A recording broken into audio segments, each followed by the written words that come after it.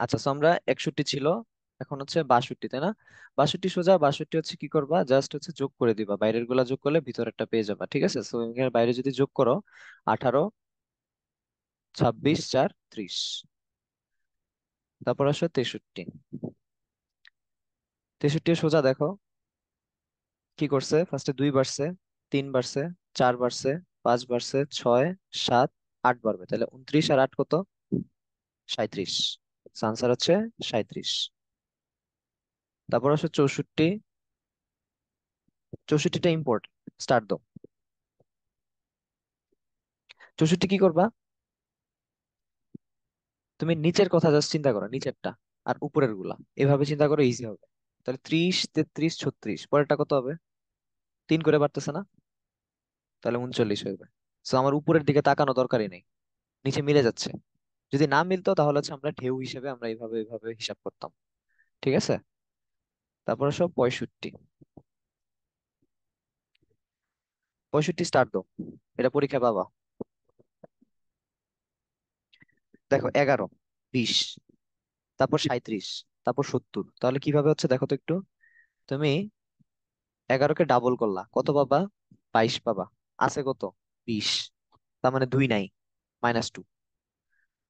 তারপর 20 থেকে 37 ডাবল করলে ছিল 40, আছে 37, 3 নাই, ডাবল করে 3 নাই আর কি, মানে 2x, -2, 3, 4 এরকম ভাবে যাচ্ছে। এটা হচ্ছে সিকোয়েন্স।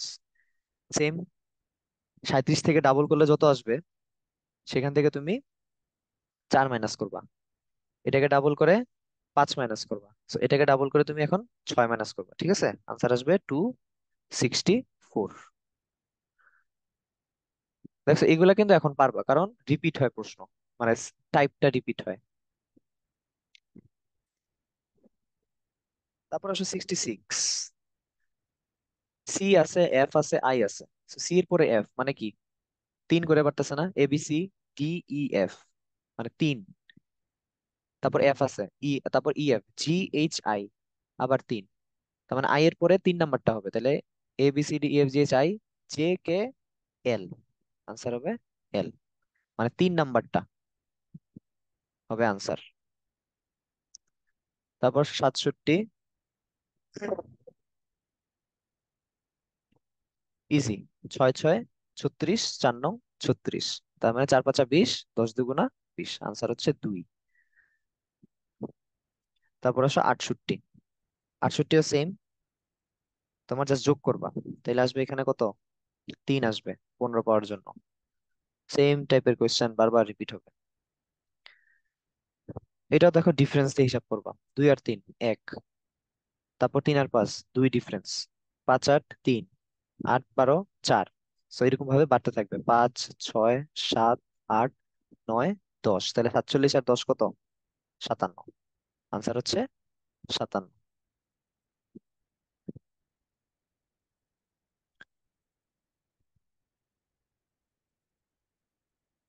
তারপর আসো 70। 70 স্কোয়ার, তাই না? 5 5 25, 6 6 36, 7 7 49, 8 8 64।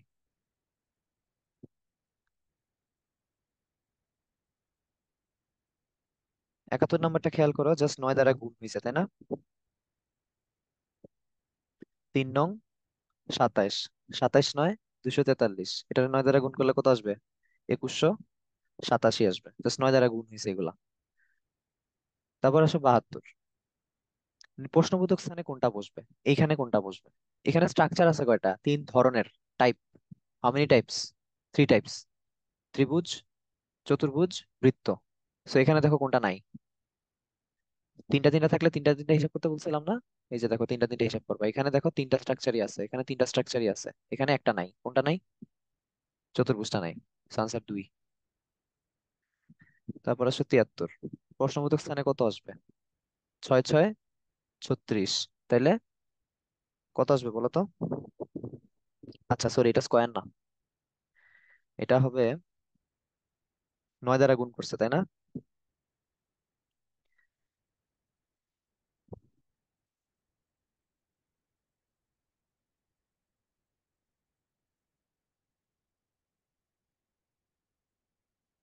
এটা হচ্ছে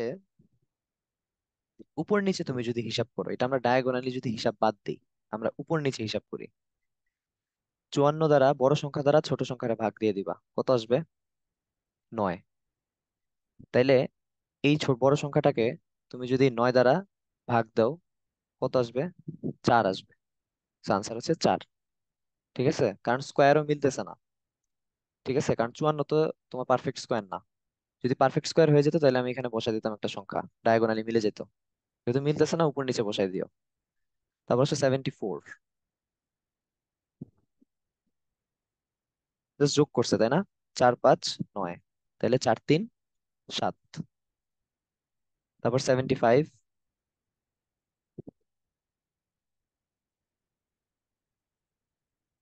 কোনাকুনি মিলতেছে, তাই না? 9 নং 81, 7 7 49, তাইলে 6 6 36। স্কোয়ার মিলগুলো মিলবে। আচ্ছা, তারপর আছে 76।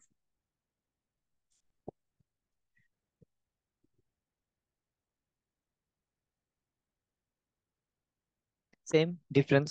2 3 4 5 6 7 8। 30 আর 8 কত? 38। তারপর আসো 77। ঘন্টা এবং মিনিটের কই, ও সরি 77, হ্যাঁ। 77 হচ্ছে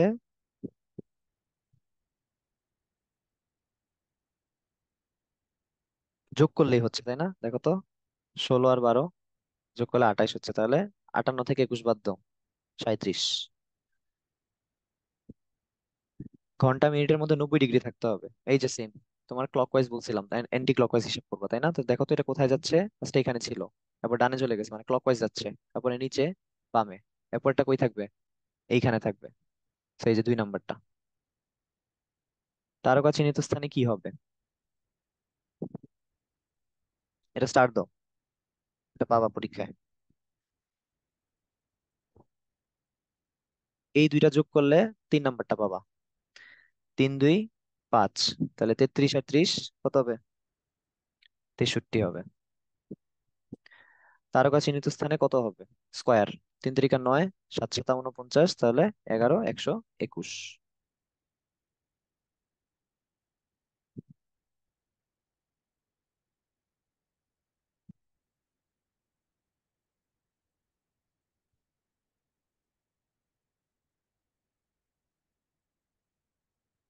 আচ্ছা, এটা দেখো পাশাপাশি গুণ হচ্ছে, তাই না? 3 5 15, তারপর 4 15 60। সিমিলারলি 4 6 24, তারপর 3 24 কত হবে? 72। তারপর আসবে 82।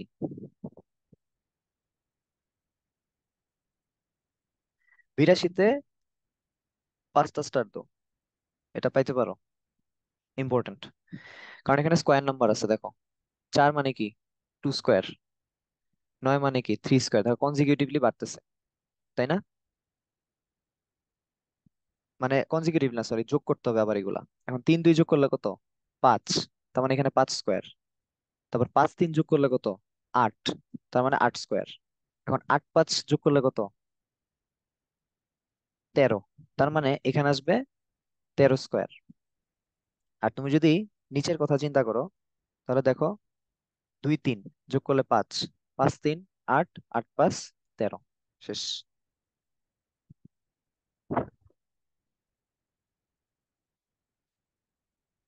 তারপর হচ্ছে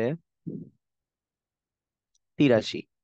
83 যে সেম ক্লকওয়াইজ এন্টি ক্লকওয়াইজ হিসাব করবা, দেখো কোথায় যাচ্ছে।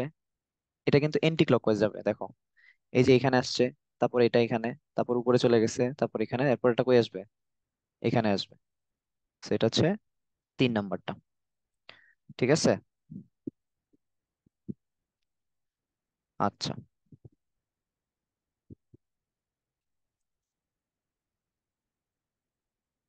এতগুলো হাত তুলছে কেন? দাঁড়াও। হ্যাঁ বলো, সামিয়া বলো। স্যার 82 নাম্বার যে আইকিউটা আছে স্যার, সেটার মধ্যে তো আপনার হচ্ছে 82। 13 স্কোয়ার আসছে না? আপনি তো তেরো 82, স্কোয়ার হ্যাঁ তো 13 এটা স্কোয়ার। 12 স্কোয়ার হবে। 12 স্কোয়ার আর 12, 12 হবে স্যার, অ্যান্সার 12 স্কোয়ার আর 12। বিরাশি, বিরাশির কথা বলতেছো? ইয়েস। দুই ইয়েস তিন স্যার। কত? পাঁচ। পাঁচ তিন কত? স্যার দেখেন স্যার, আট। না আট স্যার, আমরা পাঁচ যদি কত? মানে পার্থক্যটা ধরি স্যার। স্যার আপনি পার্থক্যটা দেখেন যে 2 আর 3-এর মাঝে পার্থক্য হচ্ছে 1, 3 আর 5-এর মধ্যে হচ্ছে 2, 5 আর 8-এর মধ্যে হচ্ছে স্যার 3। তাহলে স্যার এটা হুম। তো সিকোয়েন্সলি তো স্যার 4 হবে না, তাহলে হচ্ছে স্যার 12 দিলাম।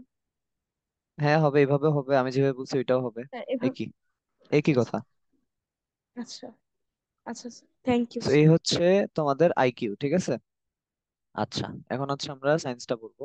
সায়েন্সটা একদম ইজি চ্যাপ্টার, এগুলো তোমাদের অনেক আগেই শেষ। তারপর আমি একটু দেখাই দিই। আচ্ছা, মেইন কথা হচ্ছে তোমরা তোমাদের আইসিটি আর হচ্ছে বিজিএস, যেটা, ঠিক আছে, বিশ্ব, এই যে বাংলাদেশের বিশ্ব পরিচয়, হিস্ট্রি একটা সায়েন্স চ্যাপ্টার আছে না তোমার সাবজেক্ট, হিস্ট্রি, জি স্যার, ইতিহাস। ইতিহাস ও সামাজিক বিজ্ঞান। স্যার ইতিহাস ও সামাজিক বিজ্ঞান। ইতিহাস ও ইতিহাস ও সামাজিক বিজ্ঞান। ইতিহাস ও সামাজিক সামাজিক বিজ্ঞান। বিজ্ঞান। ইতিহাস ও সামাজিক বিজ্ঞান দুইটা বই আচ্ছা স্যার, পাস্ট আচ্ছা, আর এটা বই, এগুলো হিস্টোরিয়াল সোশ্যাল সায়েন্স। এগুলো হচ্ছে জাস্ট মডেল টেস্ট আকারে হবে, ঠিক আছে। এগুলো মডেল টেস্ট আকারে হবে। সো তোমরা এগুলা নিজে নিজে পড়ে আগায় রাখো। আমরা নেক্সট উইক থেকে এগুলা মডেল টেস্ট নিয়ে নিব। বুঝতে পারছো? কারণ তোমাদের ডিসেম্বর জি মাসে হচ্ছে স্যার। মডেল টেস্ট স্টার্ট হবে ডিসেম্বরে। সো নভেম্বরের মধ্যে, এখন তো অক্টোবর চলতেছে, so 2 মাস আছে তোমাদের হাতে। সো পড়া নিজে নিজে আগায় রাখো।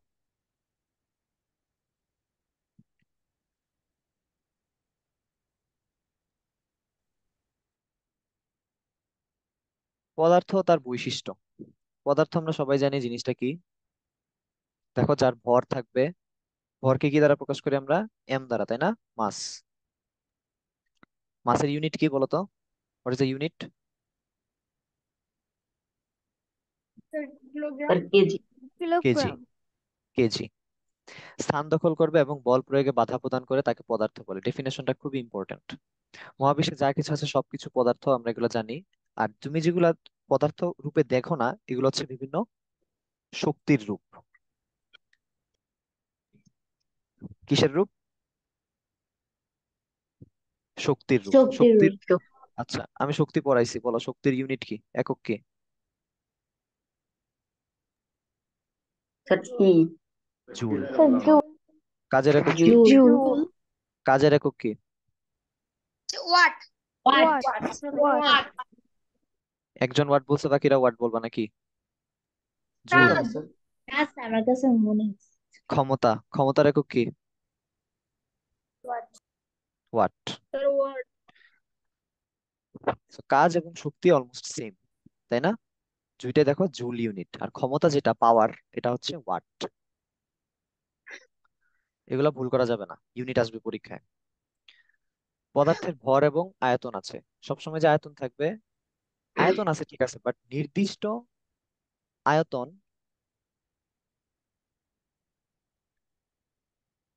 কার নাই বলো তো? কার কার নাই নির্দিষ্ট আয়তন? স্যার বায়বীয় স্যার আর বাতাসের পানি। তরল। স্যার বাতাসের। স্যার বাতাসে। স্যার বায়বীয়, বাতাস, বায়বীয় জলীয় ও বাষ্প। তরল। তরল। তরল এবং বায়বীয়, বাতাস। তাহলে বাইরে। আচ্ছা, ঠিক আছে, বায়বীয়, বাতাস, আর হচ্ছে তরল।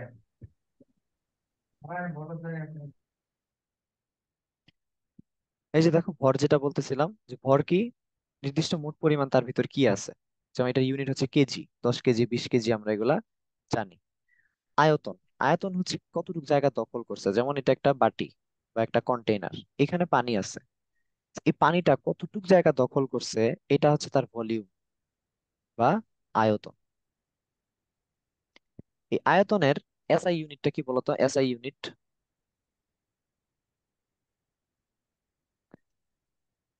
Sir litre. স্যার ঘনমিটার। স্যার ঘনমিটার। Sir metre, M S M cubic cube. Metre. Cube. Cubic metre, তাই না? এটাকে কি বলে? Cubic cubic metre. Cubic metre. Metre. Metre. Cubic metre. আচ্ছা, কিউবিক মিটার বলতেছে। So, এটা হচ্ছে তোমার এসআই ইউনিট, এই যে আন্তর্জাতিক, ইন্টারন্যাশনাল স্ট্যান্ডার্ড। ঠিক আছে, এসআই এর পুনর হচ্ছে ইন্টারন্যাশনাল স্ট্যান্ডার্ড ইউনিট। সেটা হচ্ছে কিউবিক মিটার। তুমি যদি ক্ষুদ্র পরিমাপ করতে চাও, ক্ষুদ্র আয়তন, তখন হচ্ছে আমরা মিলি লিটারে চলে যাব এবং কিউবিক সেন্টিমিটারে চলে যাব। বুঝতে পারছো? যখন ক্ষুদ্র আয়তন আসবে, তখন কিউবিক সেন্টিমিটারে আমরা চলে যাব, আর মিলি লিটারেও যাবো, এই দুইটা সেম। তাহলে আমাকে বলো, এই দুইটা আমি বলছি সেম, তাহলে আমাকে বলো 1 লিটার সমান সমান কত কিউবিক সেন্টিমিটার? স্যার 100 স্যার 1000 এক 1000 একটু আগে একটু আগে আইকিউ সলভ স্যার করছো, এখন 10,000 এখন আইকিউ কমে যাচ্ছে নাকি? আমি স্যার তো বলেই 100,000 দিলাম। স্যার 100,000 মানে 1 লাখ স্যার 1 লাখ আমি আবার বলতেছি, প্রশ্নটা দেখো, আমি তোমাকে হিন্টস দিয়ে দিছি, মিলিলিটার সেন্টিমিটার কিউব সেম। তাহলে আমাকে বলো 1 লিটার কত সেন্টিমিটার কিউব? 1 সেন্টিমিটার কিউব না স্যার কিউবিক 1,000 হবে সেন্টিমিটার। স্যার স্যার হবে না 1000 এক সেন্টিমিটার হাজার কিউব 1,000। 1000 এক 1000 হাজার স্যার প্রথমেই 1000 তো আমি 1000 বললাম স্যার তাহলে বলছিলাম তো প্রথমে বলতেছো 1,000, এখন একটু আগে এক বলছো কেন? স্যার স্যার যে আমি তো মাথা ঘুরে গেছে বারবার বলতেছি দুইটা সেম, তারপরে ভুল করতেছো। হবে না। তো দেখো, ক্ষুদ্র আয়তনে আমরা কিউবিক সেন্টিমিটার ইউজ করব। এই যে 1,000টা ইউনিট আমরা বের করছি, তাই না? 1 লিটারের 1,000 ভাগের 1 ভাগ হচ্ছে তোমার একটা কিউবিক সেন্টিমিটার, সিমিলারলি মিলিলিটার। তাহলে দেখো লেখা আছে এখানে 1 লিটার সমান সমান 1,000 ঘন সেন্টিমিটার। তারপর দেখো ঘনত্ব। ঘনত্ব হচ্ছে rho is equals to M by V. এটা মুখস্থ থাকতে হবে আজীবন। বলো আমার সাথে সাথে, বলো, rho is equal M Equals to by V. M by V M by V আর M H O, by V আর H O, rho rho is equal M by V. এটা ঠোঁটস্থ or করে ফেলো, HO. Rho is equal M by V. আচ্ছা, M মানে কি বলছিলাম? ভর, মাস। ভি মানে হচ্ছে ভলিউম, Mass. আয়তন।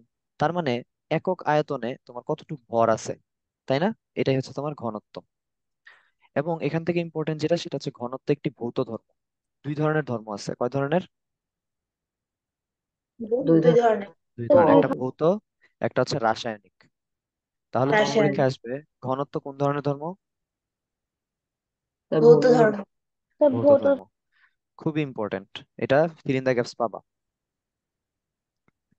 বস্তু কতটুকু ভারী হবে নির্ভর করে ঘনত্বের উপর, এগুলো আমরা জানি। এখানে একটা ঘনত্বের সিকোয়েন্স দেওয়া আছে, কোনটার ঘনত্ব বেশি। তোমরা সিলেটের 7 রঙের চা নাম শুনছো? জি স্যার। Yes জি sir yes স্যার sir খাইতে একটু আচ্ছা মজা না আচ্ছা, সিলেটের সাত জি রঙের স্যার চা আছে। সিলেটের এই 7 রঙের চা এরকম 7টা লেয়ার থাকে, কালার, 7টা কালার থাকে। তাহলে এখন নিচেরটা মধু এখন আমাকে বলো, বরফ পানিতে ভাসে নাকি বরফ ডুবে যায় পানিতে? ভাসে ভাসে ভাসে। তার ভাসে মানে তার মানে মনে রাখবা, যে জিনিসটা হালকা সেটা ভাসবে, তাই না? জি স্যার। yes sir জি স্যার হালকা, হালকা মানে কি? ঘনত্ব কম। এর ঘনত্ব কম। আচ্ছা, তাহলে এখন আমাকে বলো, এটা যদি এ হয়, এটা হচ্ছে বি, কার ঘনত্ব বেশি? স্যার বি স্যার বিয়ে বি স্যার বি এ। বিয়ের বি, ঘনত্ব বেশি এটাই তো। এই যে সিলেটের 7 রঙের চা বানায়, এটা হচ্ছে কালার গুলার ডেনসিটি বা ঘনত্ব গুলো এক একটা এক এক রকম। যেগুলোর ঘনত্ব বেশি এগুলাকে নিচে দেয়, যেগুলো হালকা এগুলাকে উপরে দেয়। এইভাবে তোমার 7টা রং হয়। কথা বুঝতে পারছো? yes sir আচ্ছা, তো এখানে একটা সিকোয়েন্স দেওয়া আছে, মধু সবচেয়ে বেশি, তারপর তরল সাবান, এরপর পানি, অলিভ অয়েল, ইথানল। এইখানে যে 4টা দেওয়া আছে এটা মুখস্থ করতে হবে, আমি যেগুলো মার্ক করে দিছি। পানির ঘনত্ব হচ্ছে 1 গ্রাম/সেন্টিমিটার কিউব। আমি অপশন ঘুরাই দিব, ইউনিট চেঞ্জ করে দিব, এগুলা খেয়াল রাখবা, এগুলা মুখস্থ থাকতে হবে।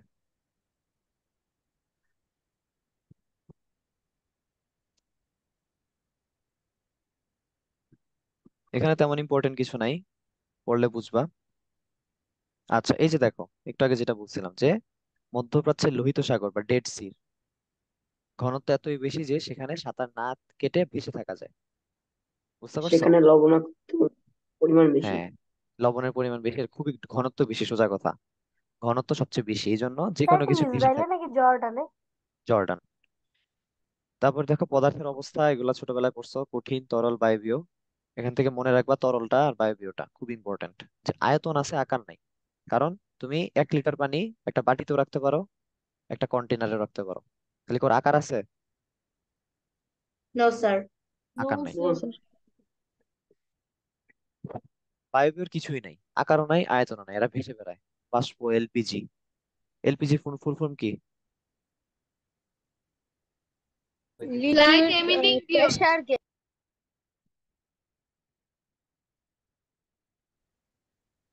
তোমাদের বইয়ে এলপিজি লেখা আছে, কখনো গুগলে একটু সার্চও দাও নাই এলপিজি কি? ইচ্ছা শক্তি এত কম কেন? কিছু কিছু না বুঝলে গুগলে সার্চ দিবা, আনসার দেয়া থাকবে। এলপিজির ফুল ফর্ম হচ্ছে লিকুইফাইড পেট্রোলিয়াম গ্যাস। লিখছো? No sir. Yes, sir. Yes, sir. না লিখলে নো স্যার। রেকর্ডিং দেখবা, জি তারপর স্যার। দেখো। Yes sir. জি স্যার। অক্সিজেন গ্যাস চিকিৎসার কাজে ব্যবহার হয়। নাইট্রোজেন গ্যাস জি আগুন নেভানোর কাজে ব্যবহার করা হয়। খুবই ইম্পর্টেন্ট, ইউজ গুলা পড়বা। এখন আসো, এই যে আমি পরিবর্তন এবং ধর্ম পড়ছিলাম, ধর্ম কয়টা ছিল বলতো? দুইটা। দুইটা। ভৌত স্যার রাসায়নিক। দুইটা। দুইটা কি রাসায়নিক ধর্ম? ভৌত ও ভৌত ও রাসায়নিক। রাসায়নিক ধর্ম রাসায়নিক ভৌত এবং ও রাসায়নিক ধর্ম। ভৌত ধর্ম ও আচ্ছা, রাসায়নিক। ওকে, আচ্ছা। তো দেখো, বস্তুকে গরম করে ঠান্ডা হওয়া উভমুখী ভৌত পরিবর্তন কিভাবে? ফার্স্টে আসে ভৌত।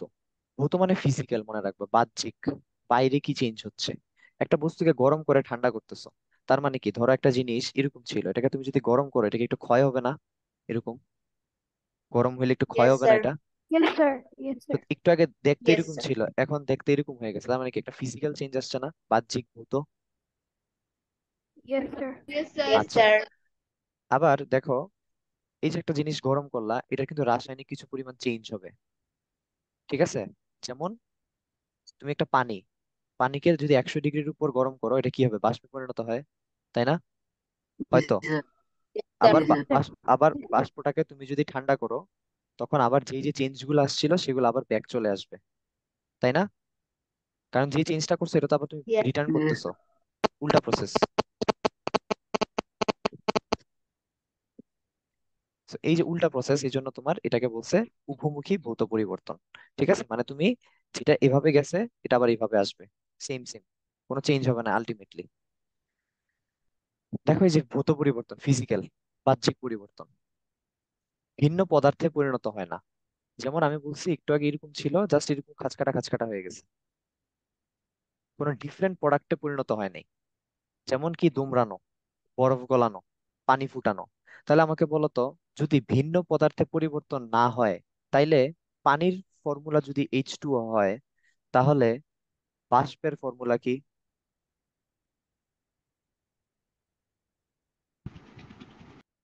H2O, তাই না? চেঞ্জ তো হচ্ছে না। Same ই এই যে থাকবে। দেখো, ভিন্ন পদার্থ তো পরিণত হচ্ছে না, সেম থাকতেছে।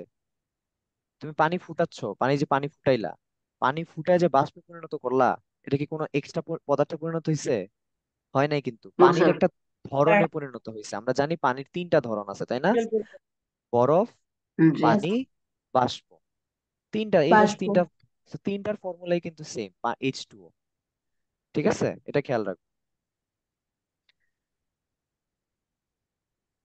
এবং রাসায়নিক পদার্থ যেটা, রাসায়নিক পরিবর্তন যেটা, এটা হচ্ছে একদম চেঞ্জ হয়ে যাবে।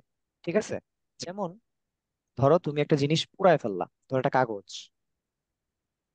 এই যে কাগজ, এই কাগজকে তুমি যদি পুড়াও, দেখে আবার কাগজে ব্যাক করতে পারবা, যে ছাইগুলা পাবা? Carbon No, sir. No, সম্ভব না, sir. No sir. সম্ভব না। মানে No, নতুন, sir. নতুন একটা জিনিসে তৈরি হয়ে যাচ্ছে। এই যে লিখছে দেখো, সম্পূর্ণ নতুন পদার্থ। আর ভৌত যেটা ছিল, এটা জাস্ট বাহ্যিক, কিন্তু ভিন্ন পদার্থ হবে না। আর রাসায়নিক হবে, ভিন্ন পদার্থ হয়ে যাবে। এই হচ্ছে মেইন পার্থক্য। পার্থক্যটা বুঝছো? ভৌত মনে Yes, রাখবা, sir. জাস্ট ভৌতটা হচ্ছে জাস্ট ফিজিক্যাল, বাহ্যিক, বাইরে থেকে যেটা বোঝা যাচ্ছে। যেমন একটা বরফ এরকম ছিল, এটা এরকম হয়ে গেছে। আর রাসায়নিক হচ্ছে তোমার, জি স্যার, বুঝছি। একটা একটা কাগজ ছিল, এই কাগজটা পুরো ছাই হয়ে গেছে, আর ব্যাক করা যাবে না। এটাই বলছে। এক্সাম্পল গুলা খুবই ইম্পর্টেন্ট, এক্সাম্পল গুলা সত্য মিথ্যায় পাবা, যে পানি ফুটানো রাসায়নিক পরিবর্তন, সত্য নাকি মিথ্যা? স্যার মিথ্যা। মিথ্যা। মিথ্যা। স্যার মিথ্যা কারণ ভৌত হবে। হ্যাঁ, ভৌত স্যার হবে, এটা কারণ আমরা ভৌত। বলছি পানির বরফ, বাষ্প আর পানি তিনটাই H2O, তিনটাই সেম। তুমি এখন যাই করো, এদের কেমিক্যাল রাসায়নিক কোনো পরিবর্তন হয় না, জাস্ট ভৌত পরিবর্তন হয়। তুমি একটু আগে দেখছো বরফ, এখন হয়ে গেছে পানি, একটু পরে বাষ্প হয়ে যাবে, কিন্তু আসলে সে H2O। আচ্ছা স্যার ওই যে কাঠ পোড়া স্যার কি ভৌত পরিবর্তন নাকি রাসায়নিক পরিবর্তন? কাঠ পোড়ানো এটা হচ্ছে রাসায়নিক তোমার রাসায়নিক পরিবর্তন। ঠিক আছে, একদম রাসায়নিক পরিবর্তন, এটাকে তুমি আর চেঞ্জ করতে পারবা না। পুরানো কাঠ কারণ দিয়ে আবার নতুন কাঠ বানানো যায় না। সম্পূর্ণ নতুন পদার্থ তৈরি হবে। সোজা কথা, যেই পরিবর্তনের মাধ্যমে সম্পূর্ণ নতুন জিনিস তৈরি হবে সেটা হচ্ছে রাসায়নিক, এটা খেয়াল রাখবা। ঠিক আছে, তো এই হচ্ছে ইজি একটা চ্যাপ্টার, এটা তেমন ইম্পর্টেন্ট না, জাস্ট ইউনিট গুলা, একক গুলা আমি মার্ক করে দিছিলাম, এই ইউনিট গুলা খেয়াল রাখবা। আর চ্যাপ্টারের শেষে 10টা প্রশ্ন আছে, এগুলো হচ্ছে বুঝে বুঝে প্রশ্নগুলো আনসার করবা, স্যার তাহলে শিখতে পারবা। আর কারো যদি জিকে রিলেটেড কোনো প্রবলেম থাকে আমাকে হোয়াটসঅ্যাপে ইনবক্সে জানাবা, ঠিক আছে? স্যার স্যার হ্যাঁ, বলো।